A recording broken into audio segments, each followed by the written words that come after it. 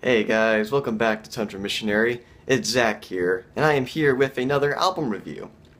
And today, we are going to be reviewing Oasis's debut album, made in 1994, Definitely Maybe. Which is a quite popular album. I'm sure a lot of you viewers probably have listened to it before. It is 52 minutes long. Like I said, it was made in 1994. It has 11 tracks. And the main genres consist of Brit, pop, and rock. And yeah.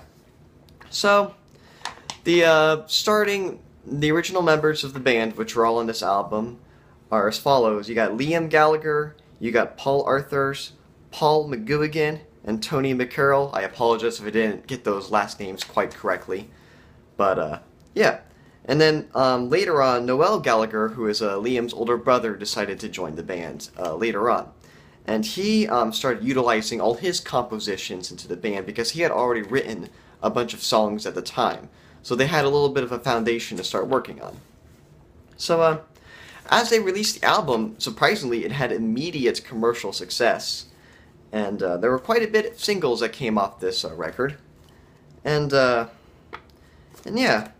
So let's go take a little bit of look into each individual track on this album. So we start off with the first song, Rock and Roll Star.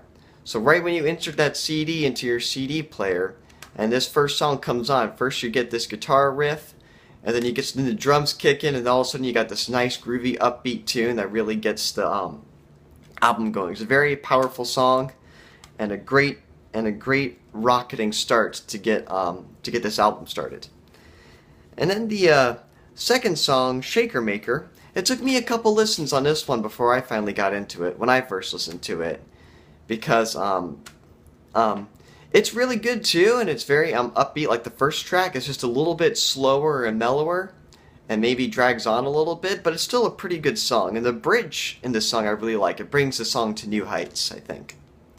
And then the third song, Live Forever, which is probably the most popular song off the album. You can still hear it on the radio today. A very popular Oasis song. Very basic song structure. You get your verse and you get your chorus. There's no special bridge or pre-chorus or anything like that, but it's still a pretty good song. And actually, the instrumental after the second chorus of this song was originally twice as long. But they cut it down because they didn't want to overdo it, which it is a very good guitar solo. Very good song.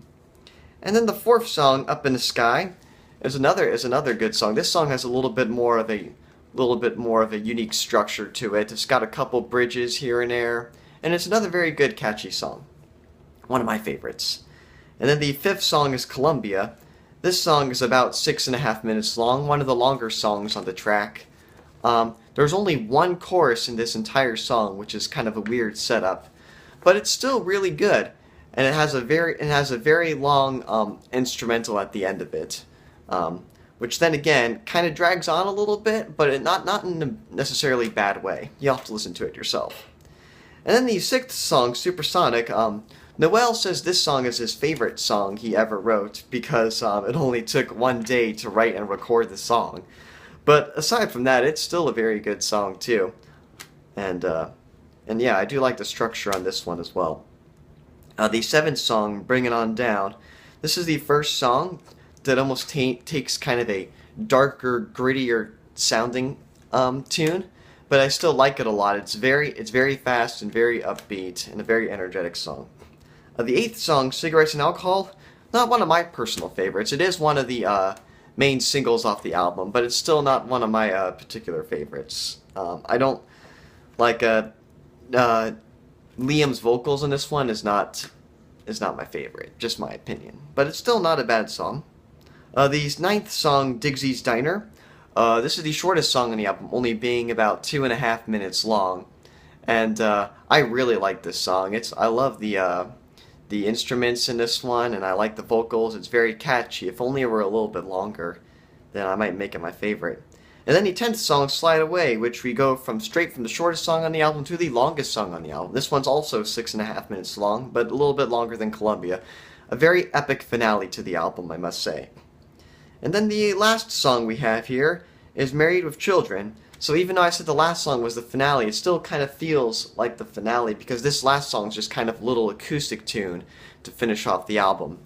And it's not one of my favorite songs on the track. I think the lyrics are kind of stupid, but it's still an alright tune, and I find myself skipping it every now and then when I listen to this album.